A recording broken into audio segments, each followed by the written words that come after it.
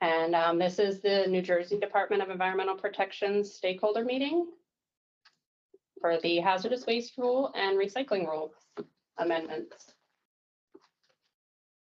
My name is Sonia Silcox. I am the hazardous waste rule manager, and I work with the Division of Waste and UST Compliance and Enforcement as the operations assistant, but part of which is often being involved on the division's rule teams and in some occasions the rule manager.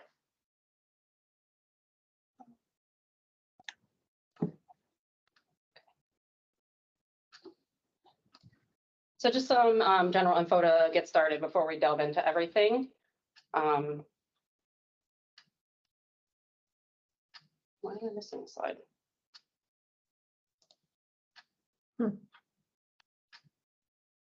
Okay, they got reversed.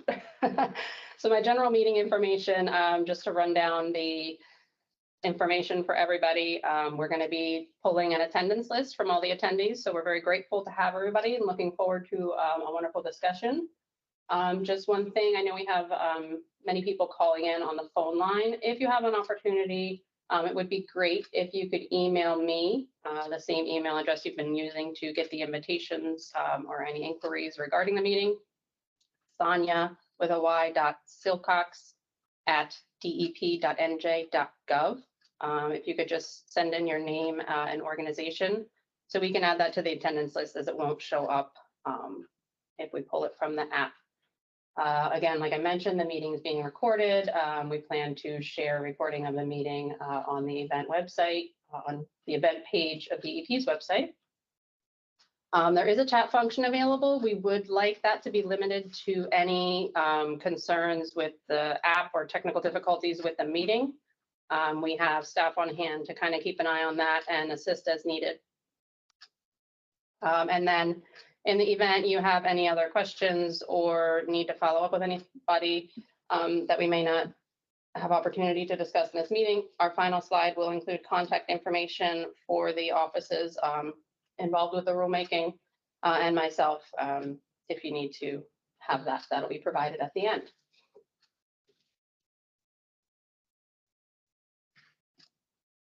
Okay, and just some general participation aspects to cover. We ask that everybody keep their microphone muted and camera off for the duration of the meeting. When it comes time to comment or ask questions, there's options on the toolbar at the top. You would raise your hand with the little raise hand function. And then when you're called upon to speak, that's when we ask you to unmute yourself. And if you would like, you can turn on your camera. For anybody that is calling in, we may have to identify you maybe by the last four of your phone number. And then when you're called on to speak, again, please announce your name and affiliation so we have some context. And then when you're finished speaking, please remute yourself and turn off your camera. And one last note, this meeting is just for general information purposes in terms of developing our rule amendments. The concepts and ideas talked about and presented today do not reflect any final agency decision making. So that's all the general info to start with at this time. I'm going to hand it over to Director Mike Hastry.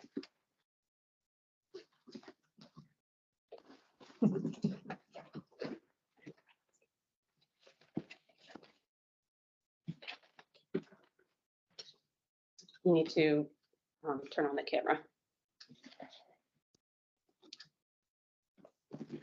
Okay. Thank God for all these technically advanced people, because I'm not one of them. Okay. So welcome, everybody. It's a gorgeous day here in the Garden State. And on last count here, we're looking at about 164 attendees, which is a good turnout. We appreciate the turnout. The more people we have involved in rulemaking activities, by and large, the better product that we're all going to get at the end. We don't have any surprises. Yeah, so that's thank you all for the attendance. I'm going to give a really quick 10,000 foot flyover of New Jersey's program and some of the rulemaking activities that we're doing here today. So New Jersey's hazardous waste program and rules are based on federal authority granted to the states through the RCRA,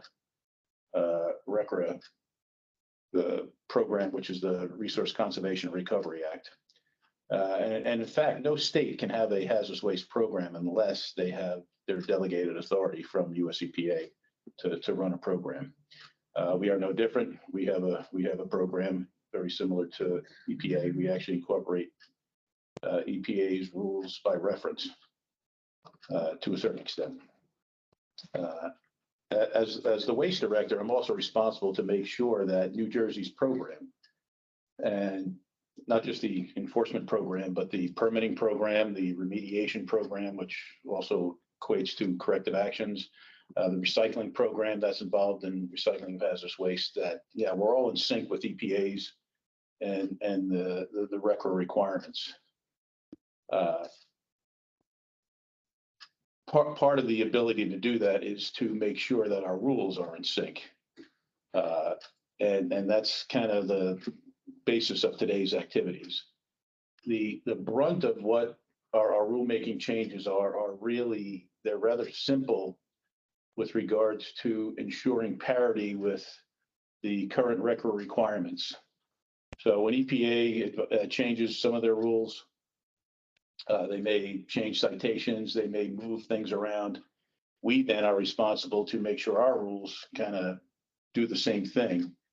And a good part of this rulemaking today is just making sure that we're in sync, that, you know, when we talk about this citation, we're both in agreement that this is actually what the citation is. And also, yeah, if we have a penalty associated with a particular citation, it actually matches and it's not attributed to a citation that has now changed or moved or was recoded. So not very exciting, admittedly. I mean, it's just not very exciting for us. It's not very exciting for you folks. But yeah, we do have some stuff that's a little more exciting. And two of the pieces that we're proposing here, one is climate resiliency. And we're looking at for permitting purposes, and we talk about permitted facilities, we're talking about operating TSDs. We're also talking about potentially facilities that are in a closure status, but are still being maintained with some degrees of corrective actions. Yeah, they haven't been able to clean close, and they're being maintained properly. But yeah, there needs to be some kind of acknowledgement of climate change when looking at the long-term stability of those facilities. So we're looking at that. We're also looking at regulating solar panels as a universal waste, and also regulating them as a Class D material. There are a few states that are already doing this. EPA is looking at this, you know, not from a national perspective, but I believe Hawaii and California already do this. You know, solar panels, while the lifespan of these units are considerable, you know, we do have a lot of them. They are coming due for replacement. You know, at this point right now, we have a number of panels being stored throughout the state, and we really want to promote the recycling of these materials. To do that, we're also going to regulate these as a Class D material on the recycling side of the house. So what that does is it allows facilities to engage in the processing and the recycling of these materials without having to get a full-blown treatment, storage, and disposal facility permit, which is a considerable endeavor. Last, and without a doubt not exciting to you folks, is that we will need to increase our fees to ensure that we're capturing our current costs. You know, we haven't updated our fees in at least over 10 years. So we're going to be increasing the fees. Yeah, not exciting for you folks, but exciting for us. Yeah, they can go anywhere from 10% over what they are now to possibly 50%. Sorry, I muted you back.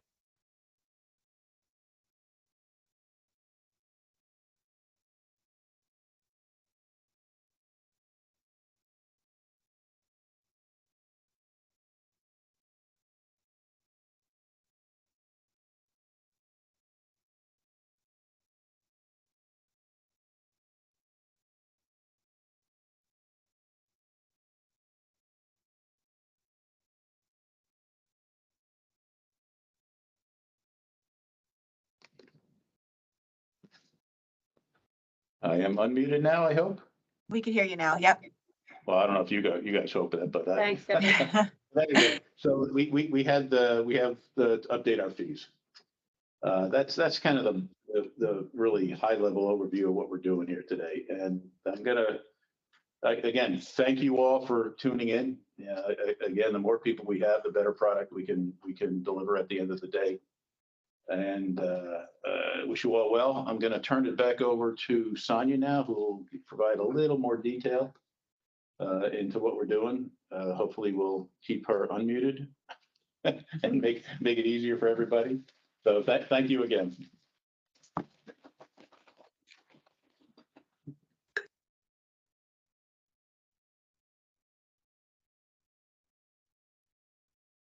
Okay, so you're back on. Thank you. Thanks, Mike. Sorry for the interruption and confusion. The slides, everybody should see the welcome stakeholders and the hazardous waste program slides. He wasn't really going through any slides at that point. So that's why the slides weren't advancing. I'm gonna continue on through more of our topic stuff. Again, my name is Sonia Silcox. I'm working as the hazardous waste rule manager. So I'll start by kind of quickly reviewing the department's hazardous waste program components. One being the compliance and enforcement division. We administer the RCRA, otherwise known as Resource Conservation and Recovery Act, inspection and enforcement programs. There is the hazardous waste permitting portion in the Division of Sustainable Waste Management. They handle the permitting and proper closure of the hazardous waste treatment, storage, and disposal facilities.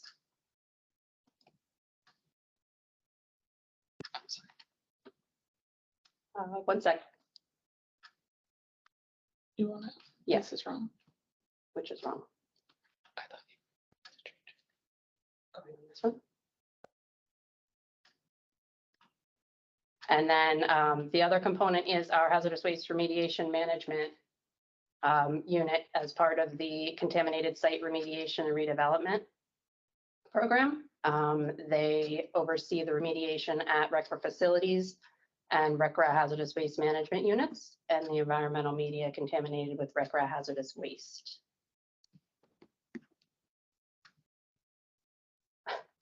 How did my slides get mixed up?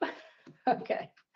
And then part of our rulemaking team, we're comprised of members from each of those units. The hazardous waste compliance and enforcement members are Director Mike Hastry, which we met, myself, Sue Cosgrove, Rebecca Giacovini, Stefan Zardennings, and Morgan Lojek from the Compliance and Enforcement Division, our Division of Sustainable Waste Management, and the Bureau of Recycling and Hazardous Waste Management. We have Dana Lawson, the Bureau Chief, Diane Gard, Section Chief, Jennifer Meyer, Nicholas Nader, Evan A., and then Kevin Veltri.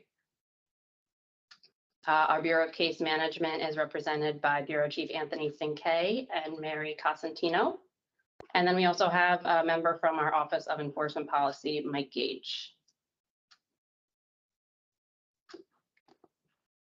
Okay, so we're getting indication that the slides might not be changing. We don't see the rulemaking team slide? So internally, I see it. I don't know. It looks like externally, some people. I'm gonna try resetting this then.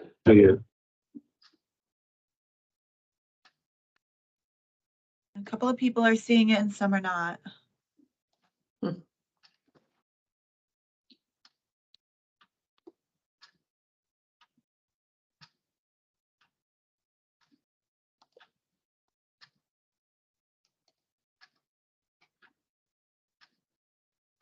All right, I'm trying to restart the presentation. I don't think we have a link for the slides yet. Somebody just asked. So.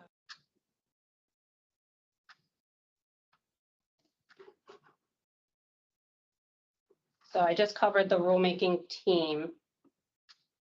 Does the attendees see that slide now? Yes. Well, I mean, I do. Yes. Okay, hopefully that's working better. We'll let you know when you advance if they move. Okay, well, I'm advancing now. Okay. All right. It switched over here. To Slide overview of rules. Yeah. And they can click the sync to presenter to get back on track with you. If Okay. they manually changed. All right, and Morgan's mentioned if the slides don't seem to be advancing, there might be an option to link to presenter. And then that would advance or show the slide that's being shared on the screen here, if that helps. Thank you.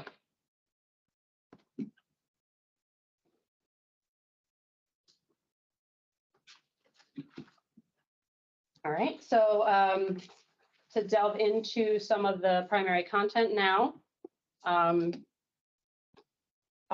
start off by some general overviews of the rules we're covering today. We are on slide 6. And that hazardous waste rule, that's in the New Jersey Administrative Code, Title 7, Chapter 26G. And this rule generally concerns the registration, operation, closure, and post-closure maintenance for hazardous waste facilities, as well as hazardous waste transporters and generators. This rule implements the Solid Waste Management Act, and that incorporates by reference the Federal Hazardous Waste Program regulations, which were mandated by the Resource Conservation Recovery Act, as well as when they were amended by the Hazardous and Solid Waste Amendments, also known as HISWA. So New Jersey adopted our Chapter 26G in January of '99 to include the prospective incorporation by reference. I'm going to get into that in a little more detail soon. But that incorporation brought in the federal program at 40 CFR parts 124, 260 through 266, 268, and 270. The other pieces we're looking at amending are those related portions of the recycling rule in Chapter 26A. Largely the subchapter for standards on the management of used oil. That was subchapter 6, and then subchapter 7 for the management of Class D universal waste. So generally that rule governs the recycling centers and then the conduct of recyclable material generators and transporters. The used oil provisions different from universal waste in that they're not incorporated by reference, but they are largely consistent with the federal standards at 40 CFR Part 279. So our changes for that subchapter will include edits and corrections to the rule text and any other updates needed to kind of align with the federal program there. The prospective incorporation for universal waste includes 40 CFR Part 273. So those components of the federal program are incorporated similar to the hazardous waste rule. However, it does go beyond and apply those same standards to some specific state listed universal wastes, such as the oil-based finishes and consumer electronics.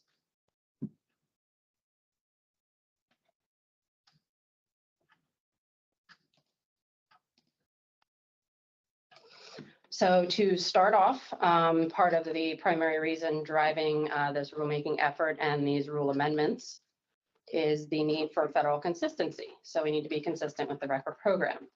So our hazardous waste rule, like I mentioned, has prospective incorporation, which is the process where all the incorporated provisions identified here on the slide, they're continuing to automatically updated to maintain consistency with the current federal rules. The New Jersey rule text, however, doesn't necessarily keep up. So that's what this rulemaking effort is intended to, is to revise those citations and other terminology present in the existing New Jersey Administrative Code to align with the federal program. And again, that's necessary. I believe Mike Hastry touched on this because US EPA delegates implementation of the RECRA program to the department through what's known as the authorization process.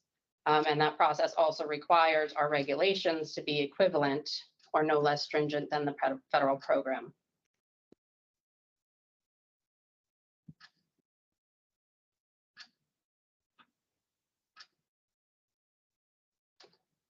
And based on the need to make those revisions, some of the other updates that will be occurring would include the new or missing federal provisions that may have corresponding civil administrative penalties.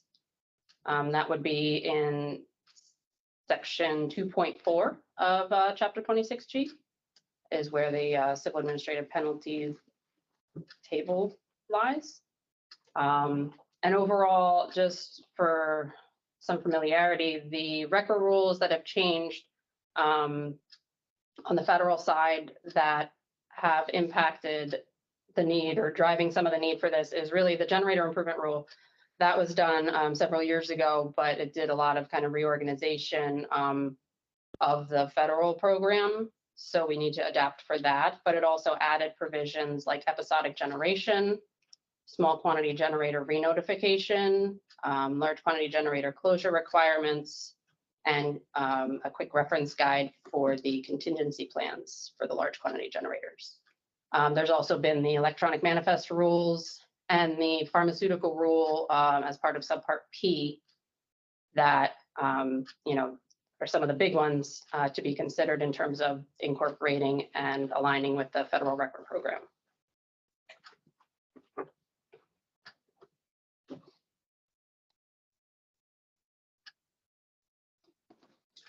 So some of the other changes we're talking about today are more based from the New Jersey DEP's perspective. Mike had briefly covered these in the welcoming remarks, and the fees for hazardous waste facilities, generators, and transporters, we're going to get into a little more, as well as some potential for climate change considerations in our regulatory and permitting program. But additionally, the rule team is looking at implementing and incorporating any needed changes related to our New Jersey environmental justice law and its regulations. So that broadly covers the rule overview and changes. So at this point, before we move on to the next topic, I will open it up to see if anybody has questions thus far on what we've talked about.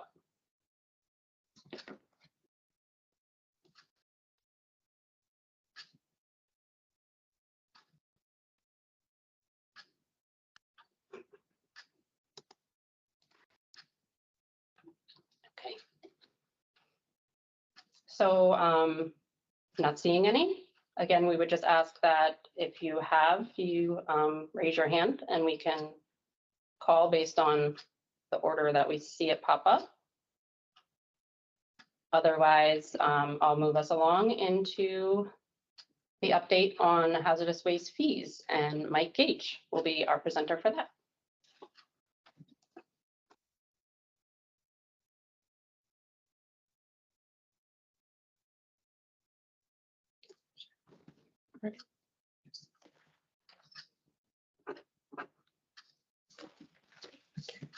Good morning. My name is Mike Gage. I work in the Office of Enforcement Policy, and I work closely with solid and hazardous waste programs. I'm just going to briefly discuss some of the changes we're considering with the fees. As Mike History had indicated, our current fees have not been updated in about 10 years or more. The fees that we assess both on permitting and enforcement are based upon our level of effort by staff, basically how much time does it take us to do something, and what are the costs for those staff. And since, as you can imagine, costs have gone up both in terms of salary and operating costs in the last 10 or more years, the fees are no longer accurate in terms of what the various activities we do cost.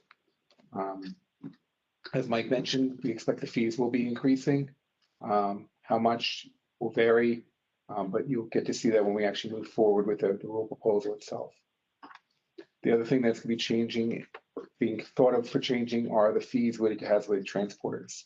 In New Jersey, we charge a fee for the hazardous waste transporters for each ton of waste that they transport into New Jersey, out of New Jersey, or within New Jersey, and they're currently charged a cost per ton. And so every transporter will get a different fee because every transporter transports a different quantity of waste.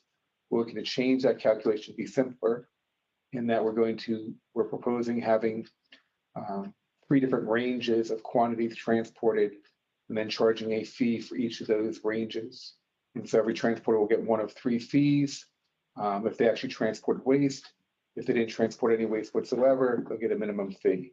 And we expect that by making this change, it'll be a lot simpler for the transporters to budget for their fees because they'll know what range they operate in, and as such, they'll know what their fee will be. Questions?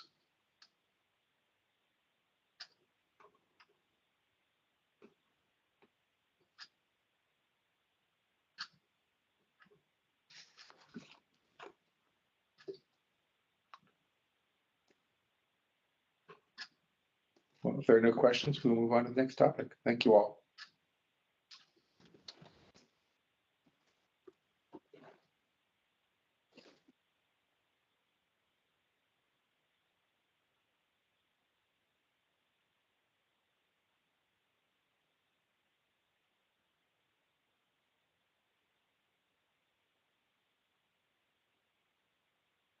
Thanks. In your back.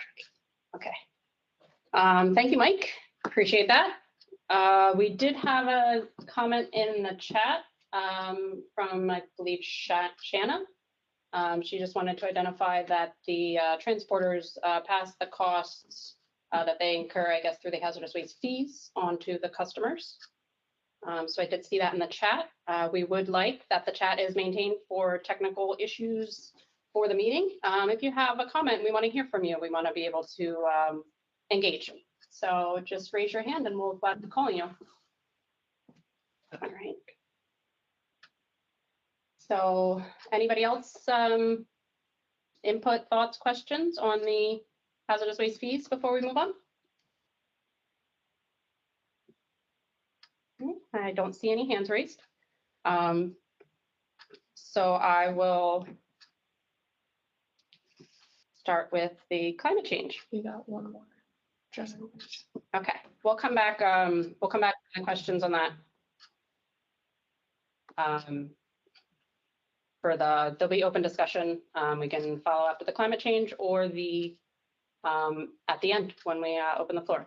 Thank you. So the aspects of the rule that are changing for climate change considerations, these are driven by the executive order that was passed in 2020, as well as the administrative order that followed from the department and Commissioner McCabe. So as the hazardous waste program for the department, we're bound to consider and plan for any regulatory amendments where applicable in order to prevent conditions that may exacerbate the climate crisis or mitigate any increasing risks to environmental, public health, and safety. Initially, our thoughts for these would be that any updated provisions or new provisions would be applicable for the permitted hazardous waste facilities, namely the treatment, storage, and disposal facilities, and also the closure or post-closure facilities that have their own permits.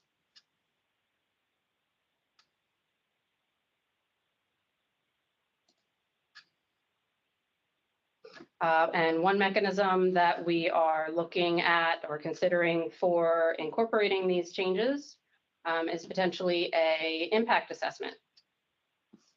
And hopefully this impact assessment would be used by owners and operators of those facilities to evaluate and plan for climate change resiliency.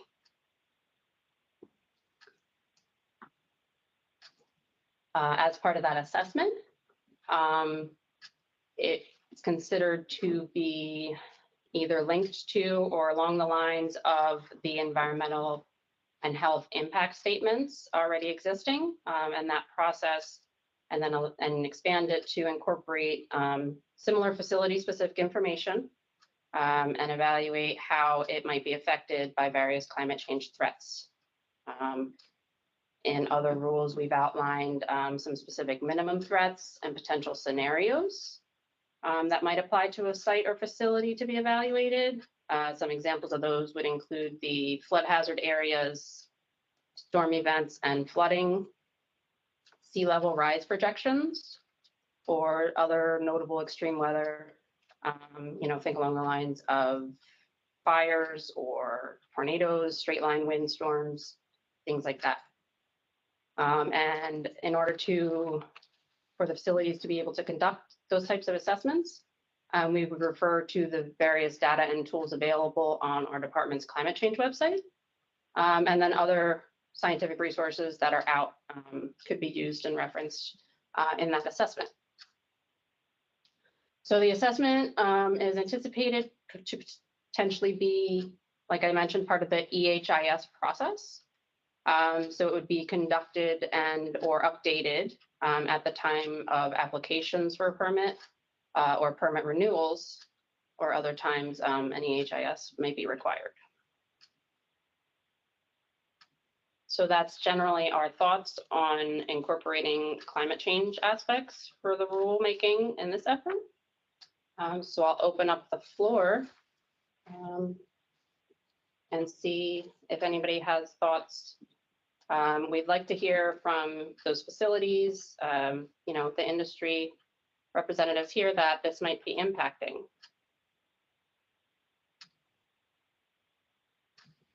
There's the raise hand tool button, or if you're on the phone line, I'll leave it open. If you want to unmute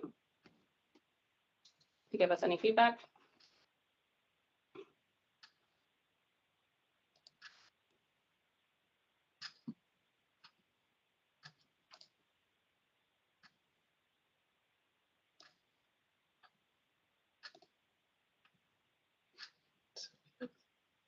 You have one hand raised. Okay, I see Emma Hi. Patel. Unmute? Yes, I have a question. If it is a construction facility, which is the reason of like accidental or incidental hazardous waste generated, then what happens? Like, do we have to do the EHIS in that case? We have registered ourselves as like a large quantity generator. It is a one-time, it happened like a one-time event, but it was unforeseen. And that kind of situations do occur because I'm associated with port. So if something happens, so we just kept the status just for the sake of keeping it. We don't generate, we don't produce a lot. Once we had, so we just kept that status and pay the fees accordingly. In that kind of scenario, if we have to apply for a permit, we have all the permit, but in case this kind of situation exists for other people, then do we have to do the environmental and health impact statement? How could we, because it's a varying factor. Okay. Do we have program staff that or role team members that might want to weigh in for Emma? Well, Yeah. I can respond. The climate resiliency is really geared towards facilities Okay, and not necessarily generators. okay, And if you're going to acquire a TSD permit is a incredibly involved activity, and it's not something you're going to do unless, from a true business perspective, you're going to be in that business. We have thought about whether or not we can provide some, or include some somewhat rudimentary and general resiliency, not the regulations, but resiliency opportunities to make the generators aware that you should make sure that wherever you're going to put your drum storage, it's in a elevated area. If there's a storm coming, some procedures you may want to do to prepare for that storm. Okay. Now we're going to ultimately require it absolutely for the for the facilities. You know, but on the generator side of the house, at this point, it may be more, you know, recommendations as opposed to regulatory requirements. Understood. Got it. Thank you. It's just following the best management practices. That would be good. Thank you very much. Thank you. I don't see any other hands raised. Oh, okay. We have Lauren Drum. You can unmute. Hi, yeah, can you hear me? We can. Thank you. I just wanted to confirm, you said that these climate impact assessments are only currently being considered for treatment facilities, disposal facilities, not for the generators? At this time, that's our plan. Again, nothing is final or firmly decided. If you have any insight or perspectives in terms of the applicability of this or maybe something similar for generators, pros or cons, we're open to hearing thoughts on that. No, I just wanted to clarify at this time. But I Yeah, think I it hope does make that- more sense for the facility end of things. I think the generator would be a little bit more complicated to implement an assessment like this. Okay. Appreciate you. that. Thank you.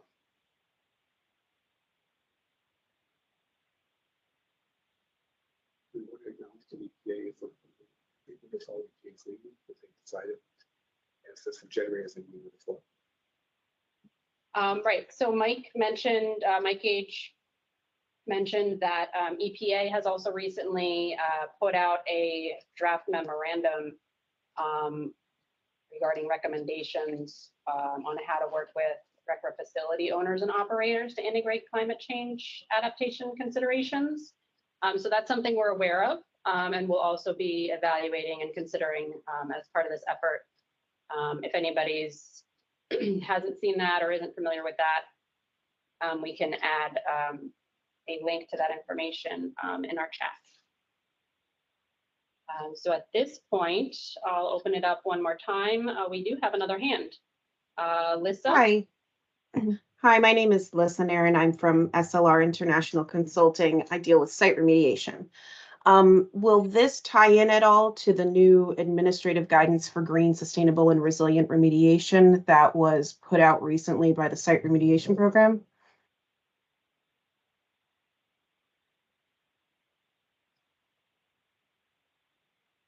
That would have to be something the role team looks at. I have seen that. I'm not expressly familiar in that regard, but we do have the remediation program as part of the team.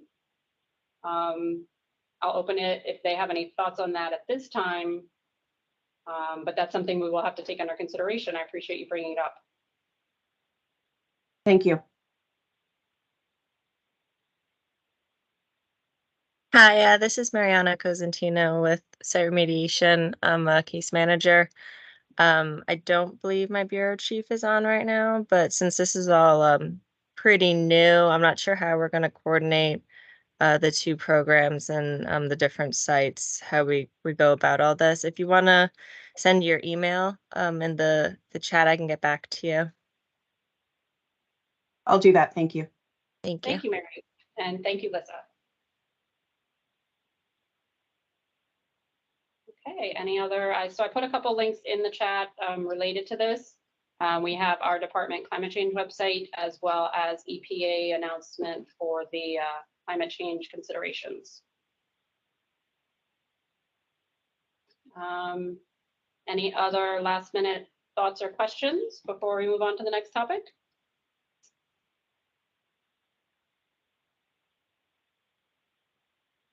Okay. The next topic is our last main agenda topic, and I'm going to hand it over to Dana Lawson, our bureau chief, for that part of the program to present. It's all yours, Dana. Great. Thanks, Sonia. Good morning, everyone. Thanks for being here. Again, my name is Dana Lawson. I am Chief of the Bureau of Recycling and Hazardous Waste Management. Amongst other things, our bureau issues general approvals for recycling facilities. And our supervisor of the recycling unit, Nick Nader, chaired the Solar Panel Commission, which was charged with investigating options for end-of-life management of photovoltaic and other solar energy generating structures. So the commission drafted a report. It will soon be published, and it includes recommendations for legislative, administrative, and private sector action. And one of the two main recommendations is to classify solar panels as universal waste. Many of you know this, but for those unfamiliar or as a reminder, you can find the definition of universal waste in 40 CFR Part 273. But in simple terms, universal waste is a category of waste materials designated as hazardous waste, but containing materials that are very common. So designating a specific material as universal waste allows for an alternative management options for these common hazardous waste streams. The universal waste rule was designed to do a few things. It helps reduce the amount of hazardous waste items in the municipal solid waste stream. It reduces the regulatory burden on businesses generating these wastes, and it encourages environmentally sound recycling of these common hazardous wastes. And as Director Hastry mentioned in his opening remarks, specific to New Jersey, universal waste destined for recycling in New Jersey are Class D recyclable materials. These New Jersey specific universal waste or Class D recyclable materials include things like used oil, batteries, pesticides, mercury containing devices, consumer electronics, antifreeze, lamps, and oil-based finishes. Aerosol cans are federally classified as a type of universal waste, and New Jersey will soon be adding them to our definition of Class D recyclable material. So with this in mind, next slide, please. The department is considering including solar panels as a state-listed universal waste and Class D recyclable material. So I kind of want to hear from you if there are any concerns that DEP should be aware of. We want to know about any challenges or issues with material management. Perhaps you have some cost information, logistics, record keeping, and you should see slide 14, actually. I see a note that you're on slide, somebody sees slide 12. And again, if you're looking at, if you don't see the current slide, the question is basically, I'll restate it. We're considering including solar panels as state-listed universal waste and Class D recyclable material. And we want to know what concerns we should be aware of: material management costs, logistics, record keeping, anything you could think of. So if you have any comments, you can use the raise hand function.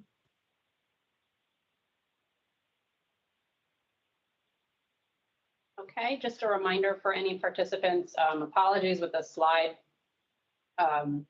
advancement, why it's not going through for everybody. If you want to raise your hand, we can call on anybody trying to comment. I first have Shanna Elkind. Hi, it's Shana. Thanks so much for taking my question. I just wanted to, it doesn't really affect us too much, but I wanted to know if there's a difference between how you'd manage a solar panel that was intact or one that had been broken or in any other manner was not intact. Like so I'm thinking about lamps, like intact bulbs versus non-intact bulbs. Is there a difference about how you would manage that? Do you take, would we consider taking non-intact solar panels too? Yeah, we're literally right at the beginning of the process soliciting input. So that's something, again, we take into consideration as we're drafting the rules.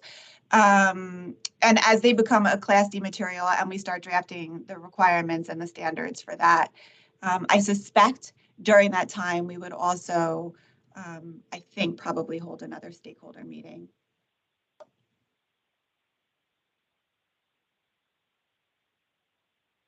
Okay, thank you. Mm-hmm.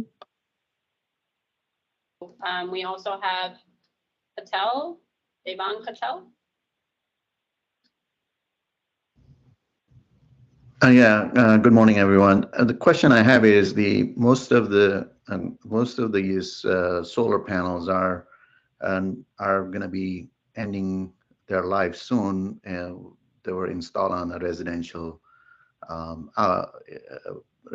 facilities or residential um, locations. Now, if this becomes universal waste, will the homeowners going to be responsible for signing up the manifesting and attaching these documents to their property? That's one concern I have. Secondly, why not have the solar company uh, take it back, and similar to what we have a battery technology where we have a car batteries are being recycled back to them, and we have and this is my suggestion, not a it just becomes a much easier because still it shows up at the landfill and then it will be tied to. Like we have a car batteries are basically goes back to the dealers. Dealers basically take care of the recycling facilities. Currently, the contractor remove and replace the solar panels. Those are regulated, by the construction code. If they're the one who's removing, replacing, should that be shifted a burden onto the person who's performing versus the homeowners? Thanks, is it Devin? Devon? Yes. Devin. Yes. Yeah, thank you. Totally valid point. A, first, good question, and B, another super valid point. No decisions are being made today, literally here to solicit input. And so I would recommend, I think at the end of the presentation, Sonia's going to have an email address up.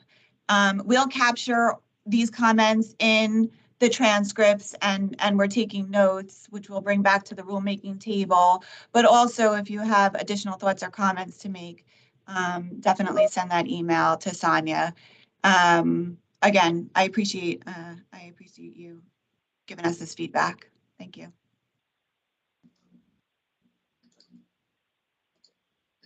Thank you, Devon. David Hirschler has a comment. Are you able to unmute yourself? I am, thank you. I'm not sure why my hand raise function doesn't work, so thank you. So yeah, ERI, we're a Class D facility in New Jersey, as well as an e-waste recycler and solar panel processor throughout the country. I just wanted to state that for us to be able to properly transport, bring in these materials and process them, having them categorized as universal waste and Class D is key. The materials coming back in some way or another, even if there are manufacturer programs, as the previous person mentioned, they're still going to have to be processed through a facility like ours. And so it's key for us to be able to properly manage that without doing a T-clip for every single panel out there. And there are many, many different types of panels that have many different characteristics. So it makes it dramatically easier to manage this material that's growing quite rapidly. Thanks, Dave. Definitely important and something we've been considering in-house as well. Yes, thank you, David. And Dana. We also have Hema Patel. Hema?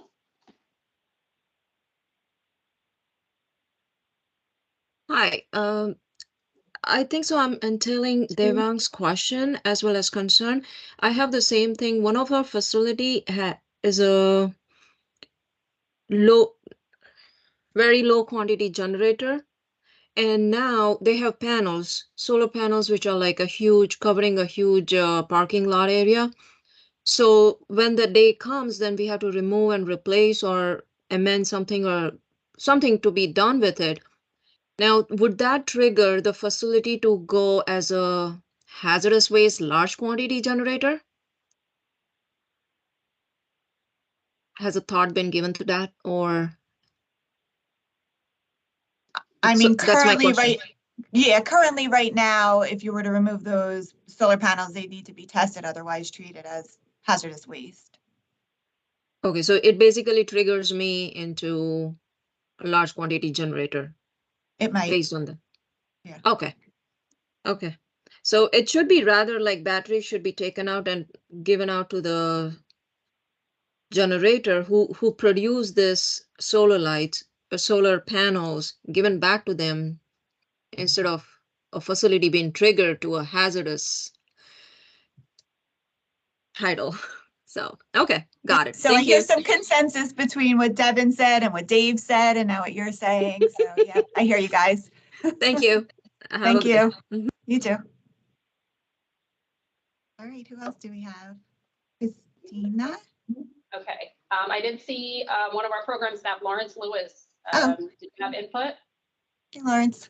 Hey, how you guys doing? I just wanted to mention something regarding, can you guys hear me? We We can. can. Great, okay. So I just wanted to mention a couple of things regarding the solar panels.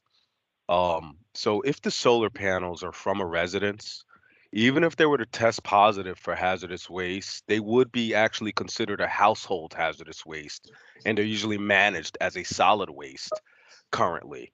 Um, but the waste determinations, they're typically made based on off of the serial numbers on the back of each of the panels, in addition to the generator or manufacturer knowledge.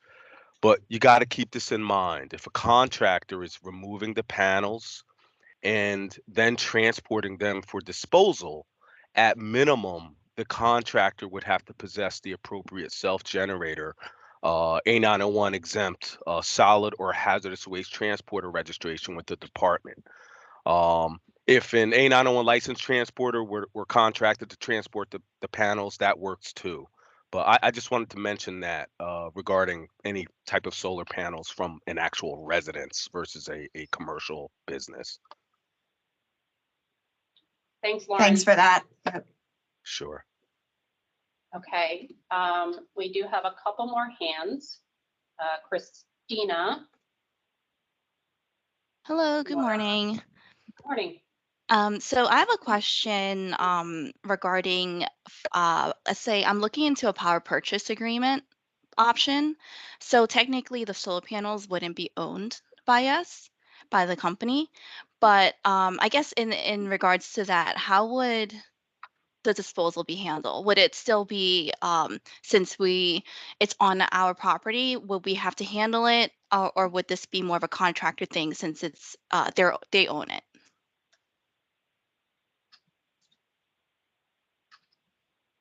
I think that might be, and I mean, somebody else can speak up. I don't know that I know the exact answer, but that might be in a contract between your two companies. Okay, so it might be something that's written in the contract so whoever owns the disposal technically would own the recording and however the rules end up being created. I'm talking about for right now. I thought that's what you were talking about. For right now, I think that would be something that the two of you would contract. I can't speak to how the rules will speak to that, but we will also now keep this in consideration. Okay, great. Thank you. Thank you. Yeah, and Mike has, Mike Gage, you wanted to add? Yeah, I just would think that regardless of whether you own them or not, I think you're still liable from a generator classification and responsibility perspective. I don't think it's much different than a garage as a parts washing unit from Safety Clean. I mean, it's really Safety Clean's unit, it's Safety Clean's solvent. You're just using it and getting a service from them. But ultimately, when they take away that solvent, it's your responsibility as a generator for the disposal of that solvent. I don't think it changes anything who actually owned the solvent originally. I would think the solar panels would kind of fall into that same light. But just remember, we're working on a proposal right now. So this is why we want to hear from all of you how you think this should work. Okay, understood. Thank you.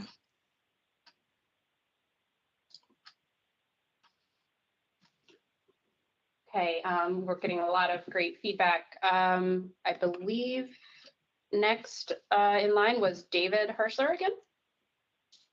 Hi, thanks. Yeah, I wanted to clarify and somewhat address the other comments that I think this change would, if implemented as universal waste, would address some of the issues that people are bringing up because the panels are no longer need to be within the hazardous waste generator status and instead move into that universal waste generator process.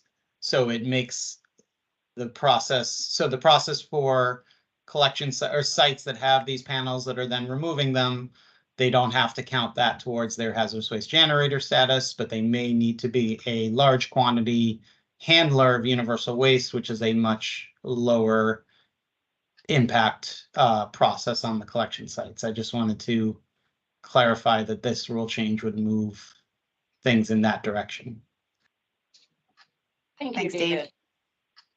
And I do apologize, facilitator failure over here. I was going off a different list, so I'm going to call on Richard Lula.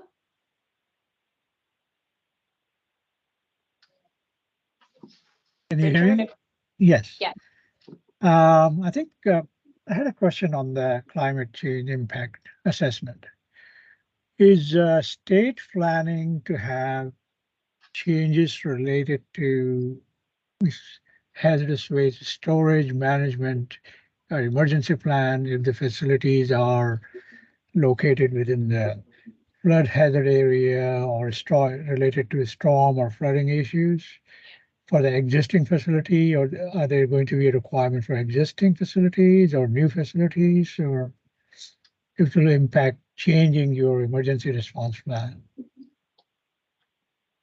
Well, I believe part of the answer would be the applicability is still under determination. It may apply for new permitted facilities, depending on the development of the rule.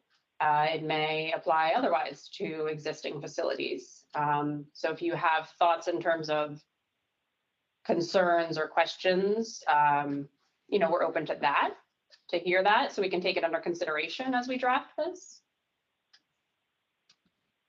Okay, and will there be I think most of the sites which are in flood hazard or flooding or the areas related to storm and all, they go through the whole approval process from different department. Is a hazardous waste group planning to have a separate assessment or requirement for any facilities, or just trying to get a sense of it from regulatory permitting point of view related to hazardous waste handling and this response? Okay, I can speak again. This is not a final decision, but I can say that in another rule where this type of process was implemented, other assessments for other programs may be acceptable to fulfill this provision. Does that help? Yeah. Okay. Thank you. So we'll move on. We have a few more hands. So Sarah Martin, if you want to unmute and share your thoughts.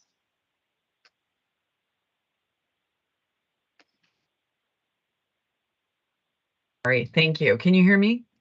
We can. Okay. Would it be a consideration with regards to the solar panels, increasing generator status, obviously until potentially changing to universal waste? If there was a disposal of the panels, could it be seen as a one-time disposal exceeding quantity situation? Does that make sense? That's the problem with these doctors that don't go through the facilities that you're covered by. Yeah. So I'm sorry, what was that? I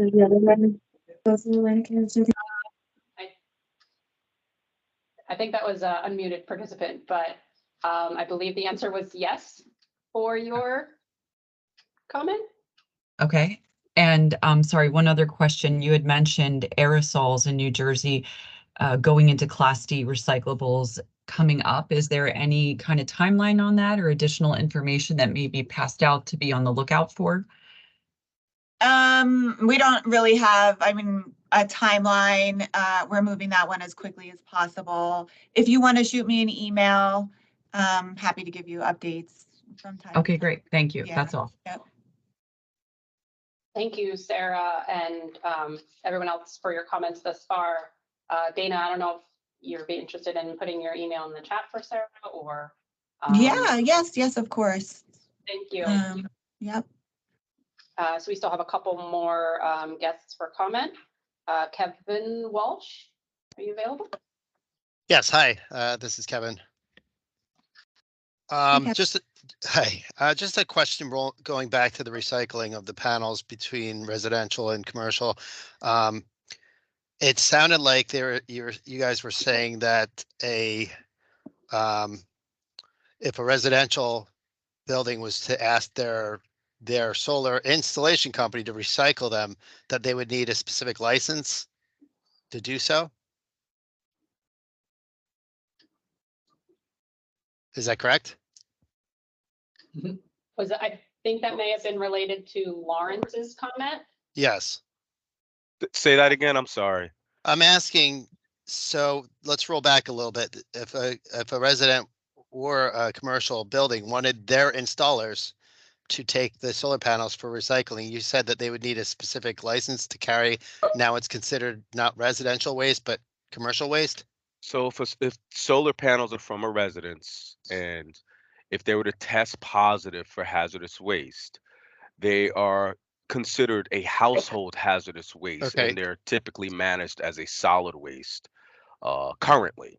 I don't know But about the testing part of it, but just let's say for generically right now, recycling solar panels. I mean, I assume we're not throwing in the panels in the back of my hatchback, so we need a commercial truck to pick them up. So you're saying that the person that's installing my solar panels today would not be able to pick them up without a specific license? it's not a license, it's a registration.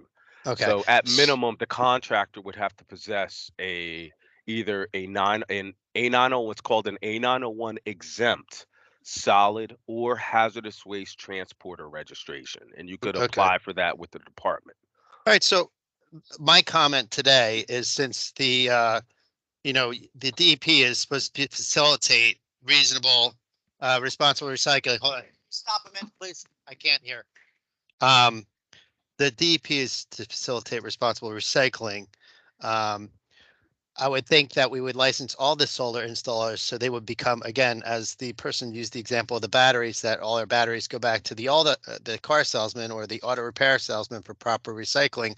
That now that we have favorable regulation for the solar industry and financial, obviously, incentives are all going to the solar industry, that maybe the solar industry should be responsible for the pickup and disposal of these devices that will be expiring on a regular basis.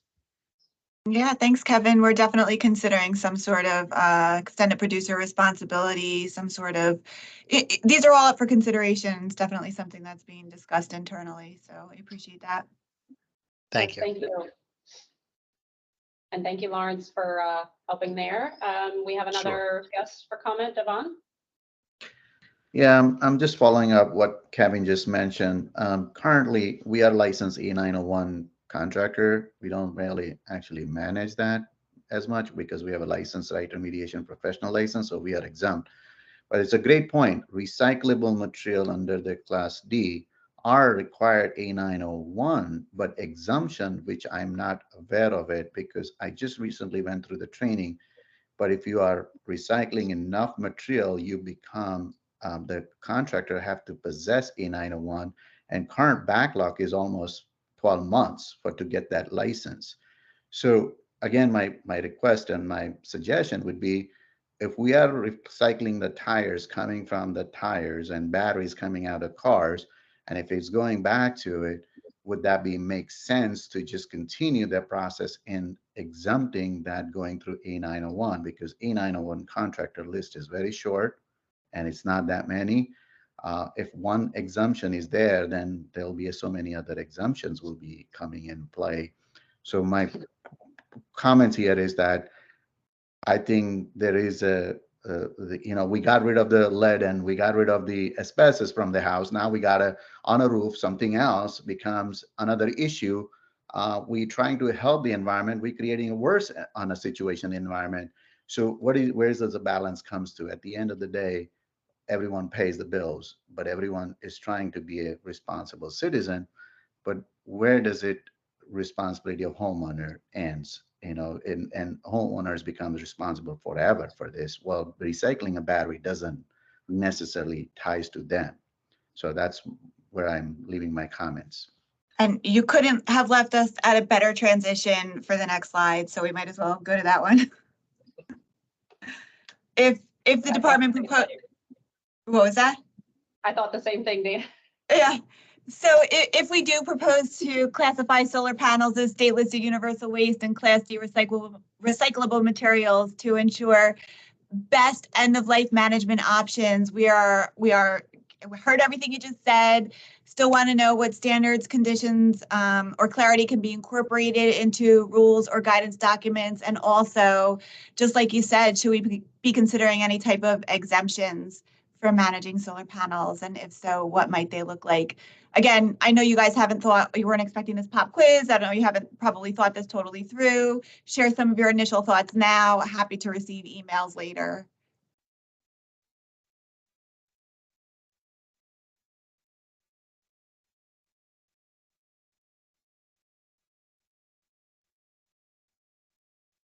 I think possibly we spoke through a lot of this already. Yeah, Dana, I think you're right. We do have Shayna. Yep, Shayna. I was wondering, is there a precedent in any other states or any other states doing this already that we can sort of look to them as an example and see if they have good ideas for exemptions that we could consider, things like that? Just curious. Yeah, that's a good question. I would default to my technical staff. I mean, I do know that, like Mike Hastry mentioned in the beginning, California and Hawaii have classified the solar panels as universal waste, so I'm not sure about the exemption part. I don't know, Nick or Dan, if you guys are aware. This is Sue Cosgrove, in the EPA recommendation, I guess, that they are coming out with. I think on their website, they talked about Washington, I think it was Washington State might have, but they're working on a take back program with where producer responsibility. So I don't know if that's something to look at also on our end. Right. Along those lines, like Sue mentioned, also on this topic, EPA recently announced a new rulemaking effort similar to management of end-of-life hazardous waste solar panels. I'll put the link in the chat for more information, but when I was exploring that, there was a listing of other states and locations that had similar regulatory or other related programs for that. So I'll share that link, and I think it has some states that might be listed for reference. Thank you, both of you. Yeah. Thank you. You're welcome. Okay, and we have David Hirschler again. Sorry to keep talking. So I know for e-waste, which is a hazardous waste, a universal waste in New Jersey, there's the exemption that solid waste and hazardous waste transporters are not required if going to a Class D facility. Solar panels are similar in characteristic in that they're not, if broken, there's not a leakage issue, et cetera, unlike a fluorescent lamp or something like that. So I would recommend that exemption also be considered for solar panels. So, and as the previous speaker said, there's a backlog and a lack of haulers out there hauling solid waste and hazardous waste. So it should be allowed to be transported without that requirement. Noted. Thank you. Thank you, David.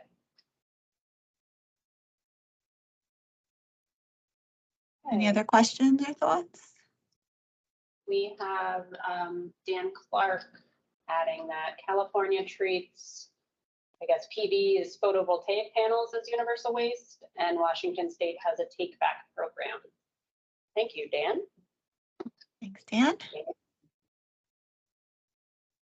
Okay. This was our last main topic, so I'll give another minute if anybody else has any additional thoughts or comments or questions on Dana's. Hey, good afternoon or good morning. I have a question about, or a comment on this slide about putting in the rule about what's considered the end of life of a solar panel, like when does it become a waste? Okay. Because there could be a lot of discretion involved in when Is it when it's disconnected from generating power? Is it when it's taken off a roof or off of a pole? And how when that 1 year time frame starts for managing it as universal waste?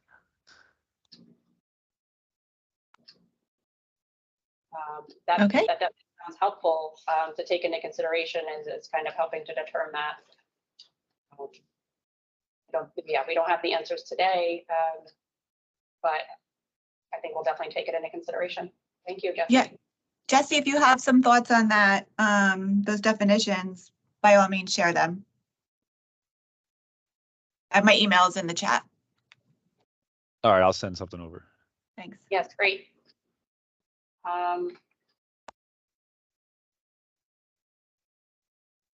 Any other last minute thoughts? Okay. All right. Thanks, everyone, for your input. Yes, thank you, everyone. I did get a question in the chat. Yes, we're recording the information. It's not considered formally part of rulemaking comments. So yeah, we won't need to officially submit the thoughts. If you want to send any additional thoughts and input, we do welcome that on the rule development process. Down the line, when we complete our draft proposal of the amendments, that would include like a summary description, and it'll display where and what is changing in the rule text itself. Once that is published in the New Jersey Register, then an open public comment period will be held typically for 60 days, as well as a formal public hearing where formal comments can be received on the proposed amendments at that time. So I hope that answers your question, Jennifer.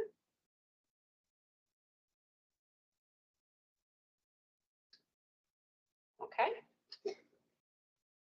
And not seeing any other last minute thoughts for the solar panels or universal waste. We'll move into just, we have plenty of time for our open forum. Any other follow-up thoughts on what's been described, discussed, or mentioned here today? We open it up to our guests to raise your hand, put out comment or thought to share with the group.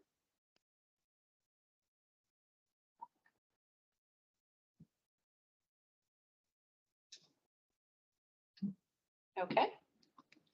Emma Patel, what would you like to share? Hi, is there a specific limit for lead and cadmium for the test? Like before disposal, prior to disposal, we have to test it and determine if it is hazardous or not. So in that case, would the limit be established, or it would be the standard one which we have for the leachate?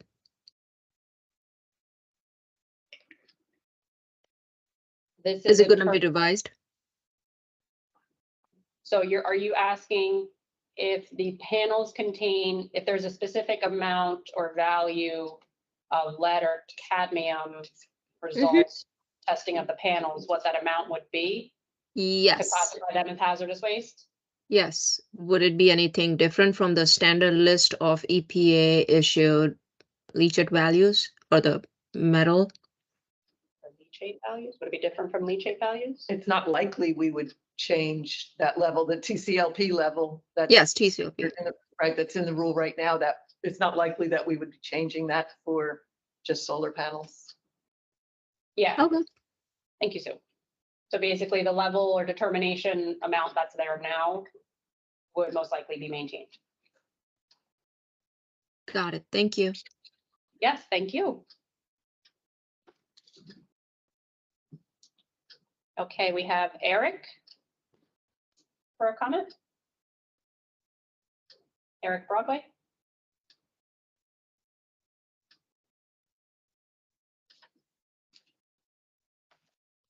You'll need to unmute maybe, Eric.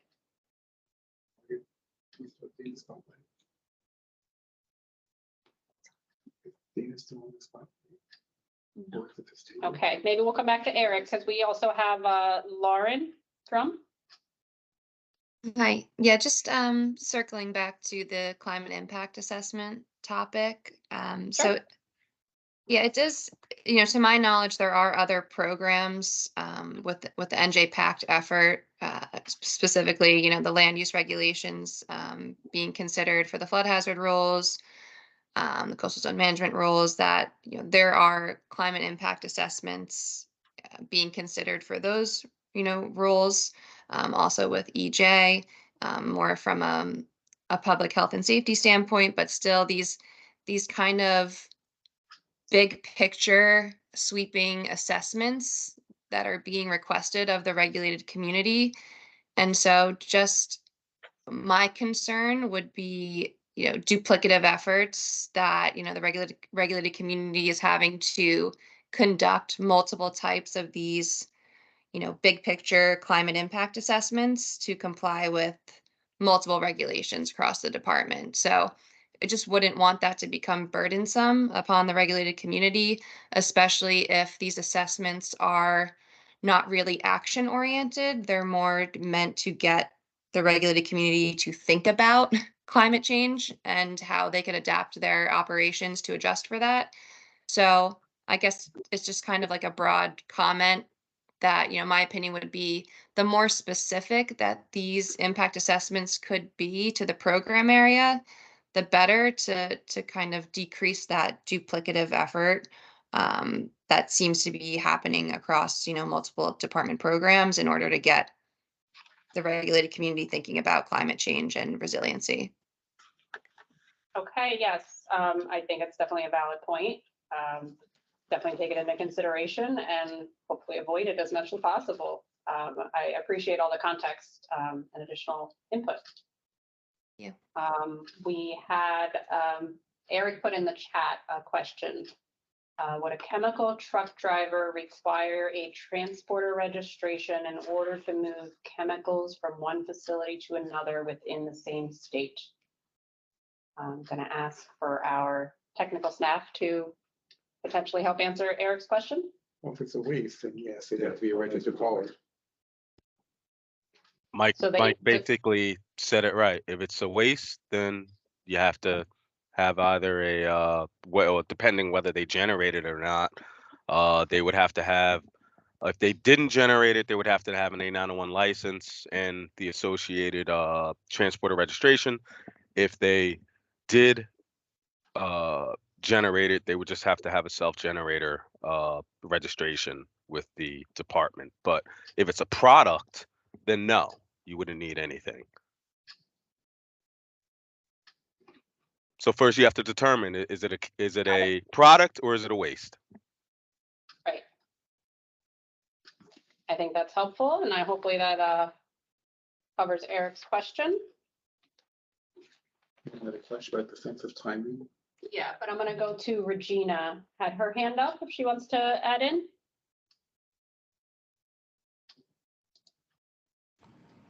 Good morning. This is Regina from Horwath Trucks. Could you repeat the hazardous waste transporter fee amendment? Oh. Hi, Regina. Hi. Thank you.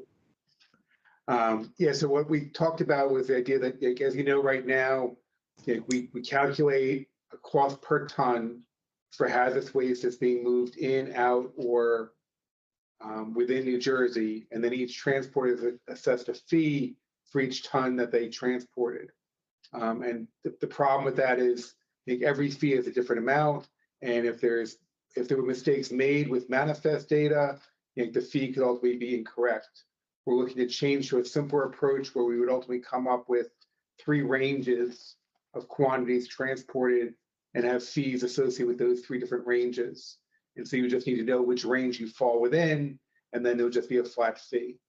And then for those who don't transport anything at all and are simply just registered, there would just be a minimum fee as we've had in the past, which is around $75. But the idea is to simplify the fee calculation process just by having 3 ranges and just flat fees associated with those ranges. Okay, wouldn't it be better to just have one fee, flat fee for anyone, any transporter?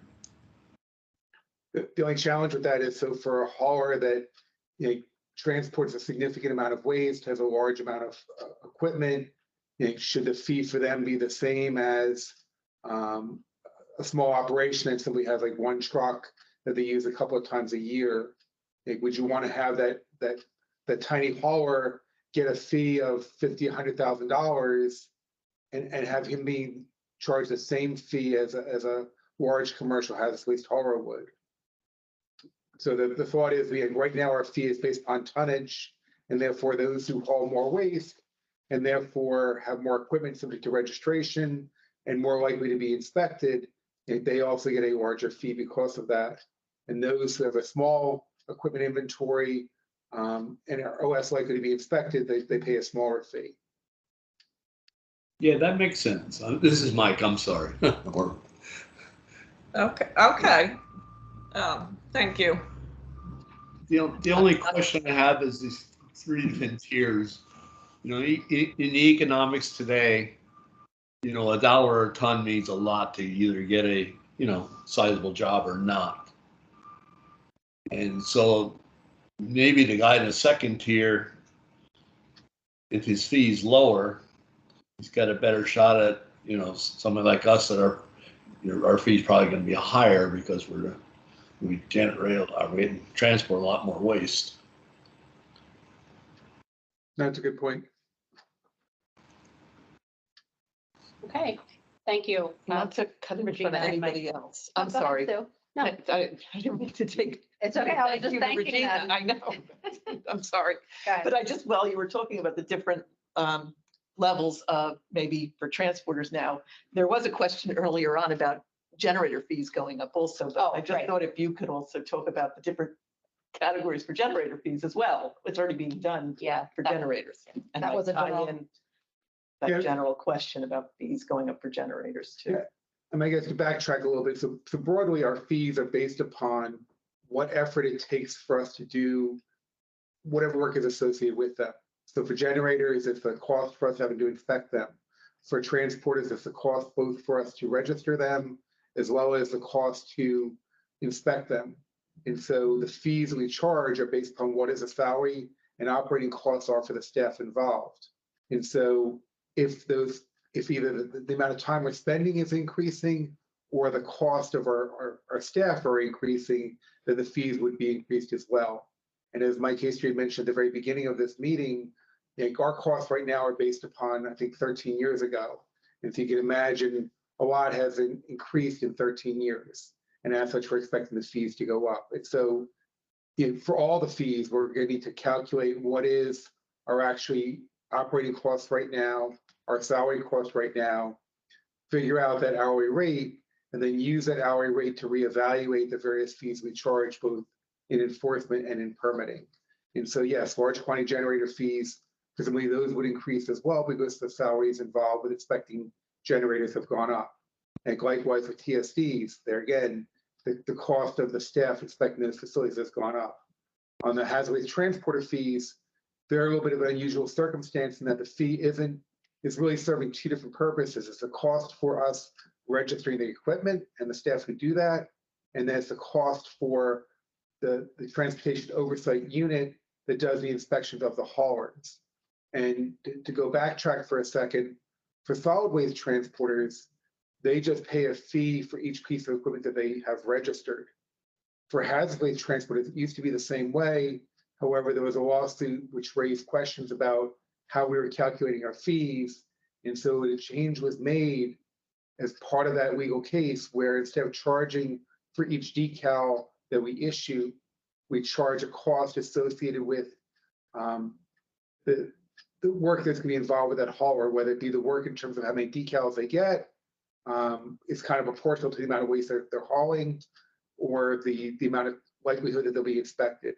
And so the bottom line is the idea that those who haul a whole lot more material presumably have a larger equipment inventory, and therefore there are more decals that were issued.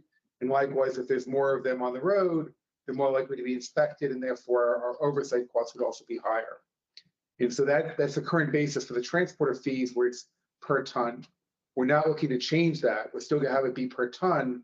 We're just simplifying how that per ton is made, that instead of having it be a specific per ton for each individual hauler, it would just be a range of tonnage for the haulers. And as I mentioned, probably be 3 different ranges. If they, yeah, those who get who haul the most material would fall into the higher range. Their fee would be higher because, like I said, they are more likely to get inspected. They also probably have a much larger inventory that we had to register. Thank you, Mike.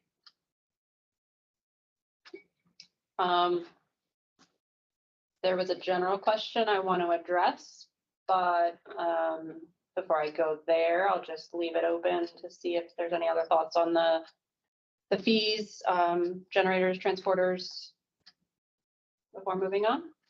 We appreciate your input, Mike and Sue. Did Regina still have a question? And Regina. Regina, I'm assuming your hand is just still up, or did you have another thought? Sorry, no other comments. The only other thing is, Mike, you know, we've been struggling with this for 15 years now. About, you know, we get a bill and we don't really know what to charge. It's 2 years earlier, you know, 2 years back. And is there any way to narrow that gap? Well, like the idea would be a much simpler approach. I'm just making up a number. Let's just say that the largest end of the range is $20,000 fee each year.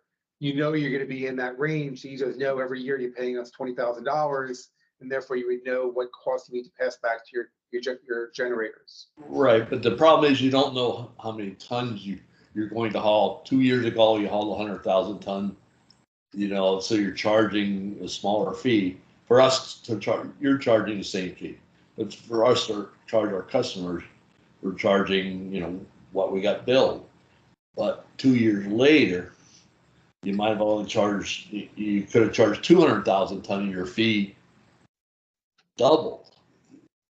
You know, we've been struggling with this for when this came out. Well, what we currently already have in place, I think Regina's already seen the link that we do have on our hazardous waste fee page. There is a link for the hazardous waste transporters that brings you to a report that will identify for the current year that we're in what the fee per ton would be based upon what's been hauled for the previous 12 months.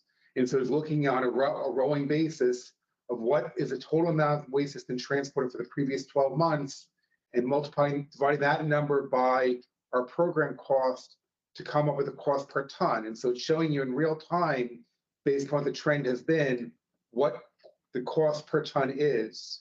And that report also shows you for individual haulers what your fee would be for what you've transported so far this year with that cost per ton. So we have gone through a lot of effort to try and give you the ability in real time to see what is the fee that you should be charging your customers, and also what's going to be your bill that you end up with at the end of the year.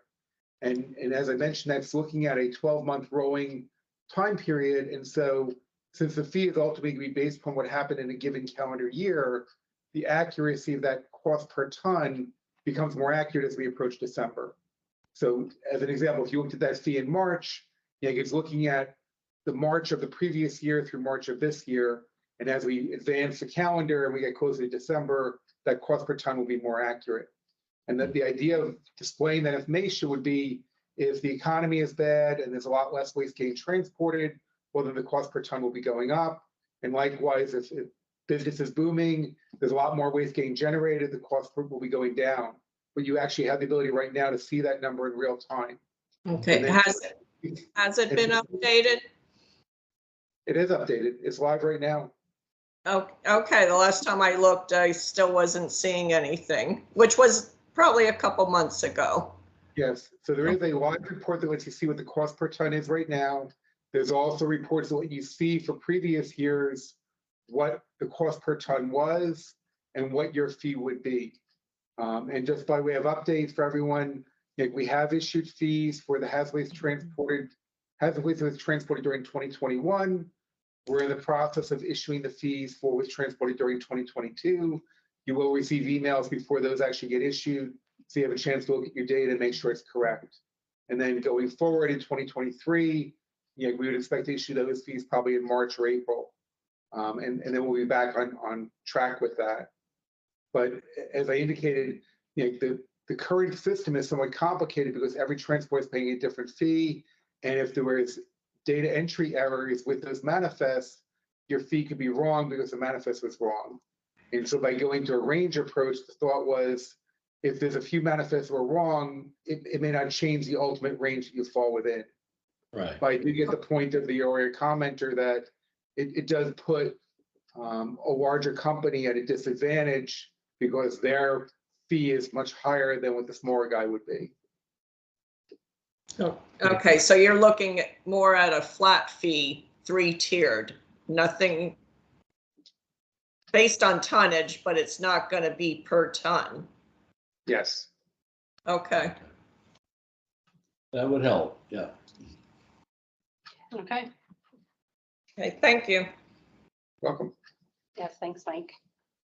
I'm going to bring up one other question that Eric Broadway provided in the chat.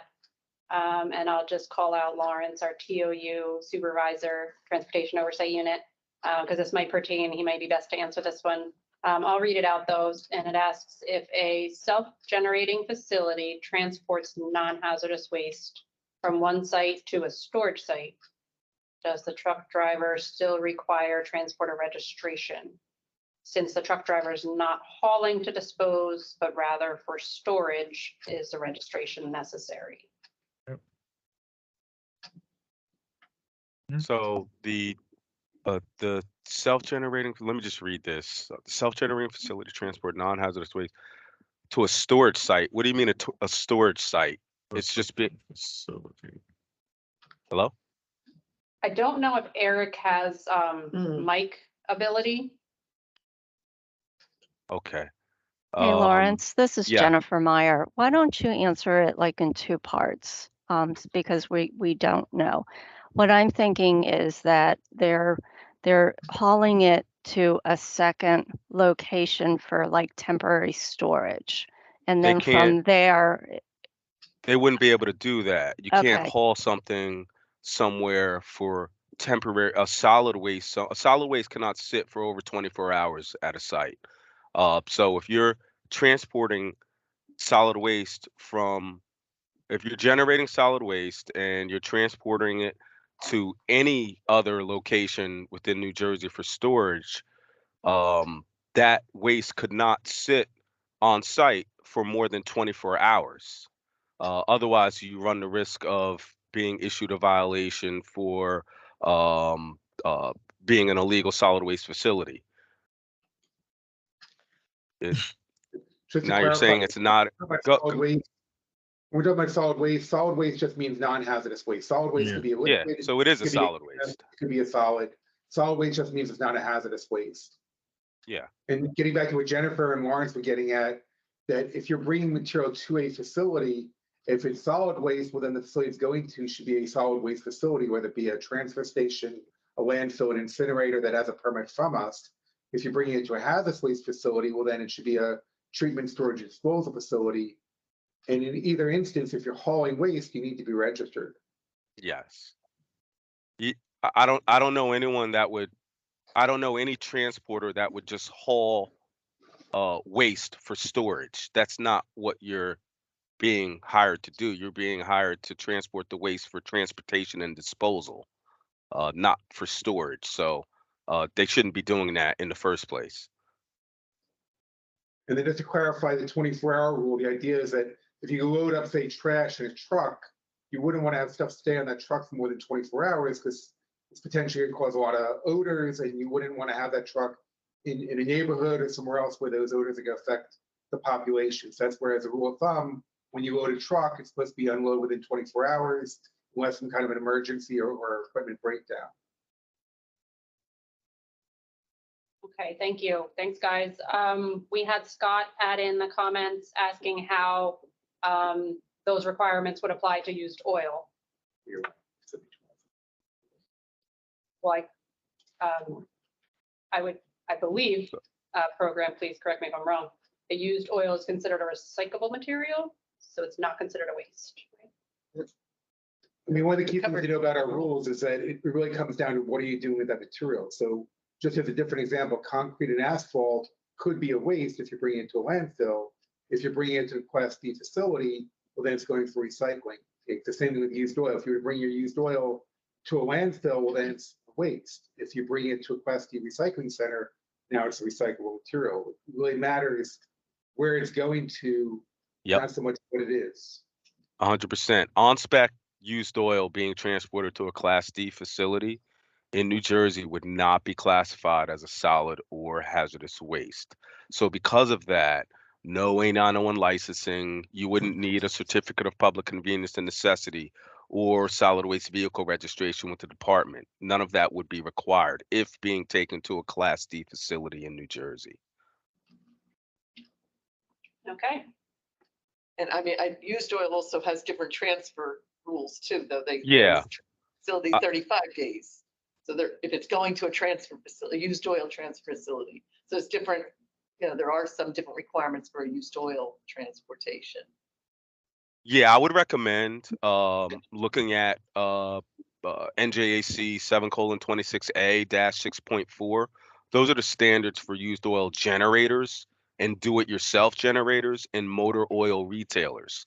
You can also look up NJAC 7:26A-6.6.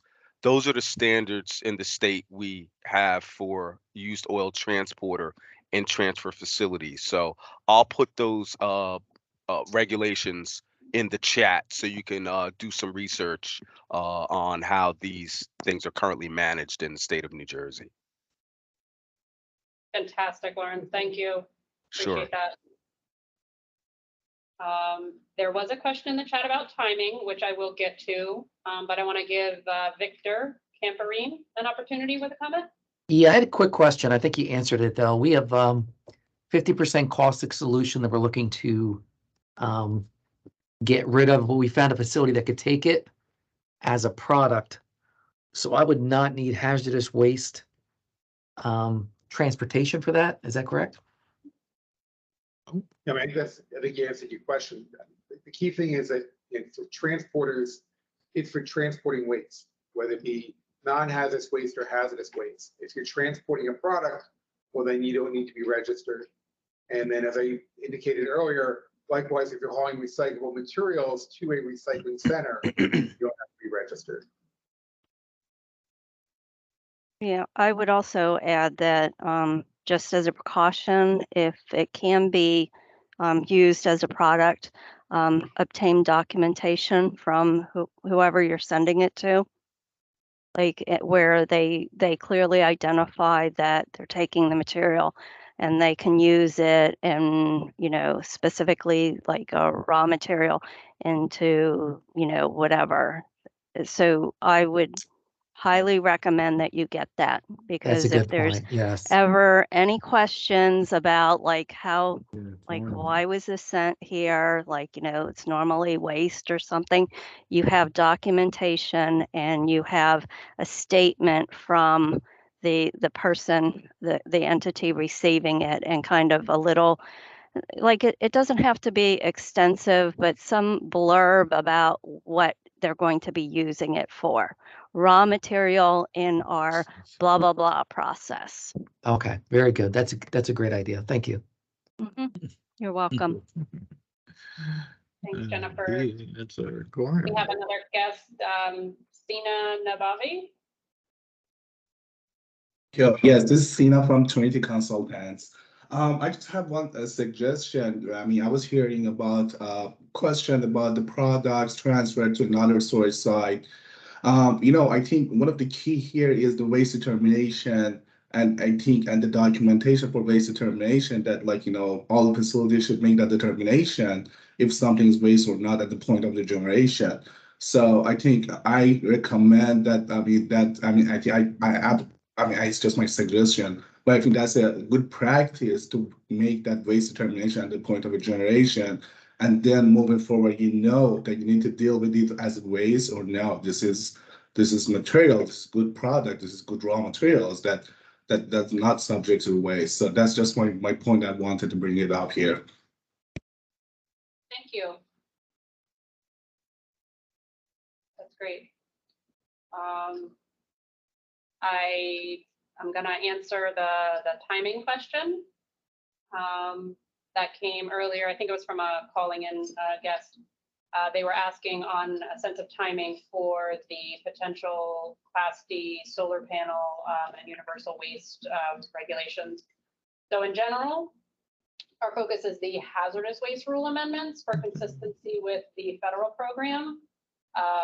The amendments to the recycling rules, chapter 26A, is something, you know, we will need to make in order for federal consistency.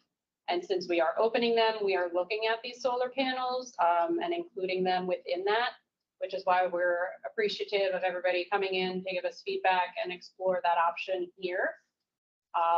If we succeed in getting all of these, you know, addressing all of these issues in the rulemaking, we're looking at like a 12 to 18 month drafting and review process. So that would put the proposal out sometime towards the end of next year of 2024. And then potentially we're hoping to have a whole final rule adoption completed within, you know, by 2025. So that's kind of our broad sense of timing, very much subject to change. There's a lot of impacting factors that go into this whole rule process. But I do know it's a question on everybody's mind. So that's kind of what our targets are at this point. And we still have an open floor and plenty of scheduled time. If anybody has any more thoughts on that. Lissa? Hi, Lissa Nairn from SLR International Corporation. It's not so much about the timing, but you briefly mentioned the environmental justice rules and regulations. And I know that you spoke about climate change resilience integration. Are you thinking about EJ in the context of dealing with the climate change resilience, or is that a separate discussion? What have you guys been talking about as far as EJ is concerned? That would be almost a separate discussion because the EJ law and rule is essentially standalone and in effect at this time. So it would just be what's it envisioned as from my perspective, and I'll open it up for the program staff, that any updates needed to account for these new laws would be amended into the hazardous waste rules, because the EJ law and regulations do apply to hazardous waste facilities. So where we would need to maybe cross-reference or include anything in the specific hazardous waste rule to account for that would be the amendment we're looking for. It's in addition to the climate change aspects, and not to say that climate change aspects won't consider EJ, but they're kind of two separate items with, you know, obvious overlap potentially. So that's kind of the course we're approaching it as, but I'll let our permitting staff, if they have any thoughts on how to clarify or answer that. Jen, I know you're pretty familiar, or if that answered it, I hope so. Yes, I would say that we're already implementing the EJ rules because they're separate. And so we automatically do this from when for the facilities, permitted facilities, if they are looking to increase capacity, add units, something like that. We have already identified the ones that are in EJ impacted communities, and you know, if they submit a modification that triggers EJ, we already have to do that, and that onus is actually on us in the permit group, and then we coordinate with the EJ office, which is a separate office, and they focus on making sure that you know the public meeting is held. There's like a you know, transcript of that. So all of that stuff is done by the EJ office, and then they coordinate and give us the feedback and say, okay, here's the ultimate like report on EJ based on the meeting, and then that allows us to go forward in processing. So what I could say is that it's already happening. This is just going to like codify it, make sure that it's represented in the hazardous waste rules. That was a very thorough answer. Thank you so much. You're welcome. Welcome.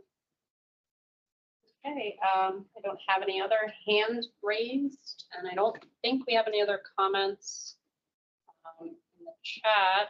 There's lots of helpful information Lawrence posted there in terms of used oil regulations and transportation aspects. Thank you, Lawrence. So with No that, problem, Sonia. there's no other thoughts or additions at this time, we'll conclude. So our program, Hazardous Waste Program, the rule team, thank you everybody. Thank you everybody for tuning in, offering your time, your input, and all your responses and questions for consideration in this effort. We will be sharing the presentation slides and I believe the recording. There is a NJDEP stakeholder events site. I think I can add it in the chat that has the meeting posted currently. Some of you might have accessed us that way. So the documentation can be added there. Give us a few days to get it sorted out and approved to get up. This slide includes our respective office phone numbers, as well as my email and phone number for any later thoughts and input or questions. Feel free to send it our way. Dana has her email in the chat for solar panel aspects.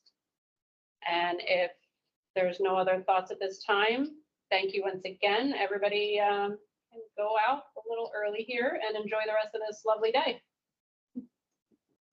Okay. Sounds good. Thanks again, everybody. Take care. Thanks all. Thank you. Thank you. Thanks. Thanks, all.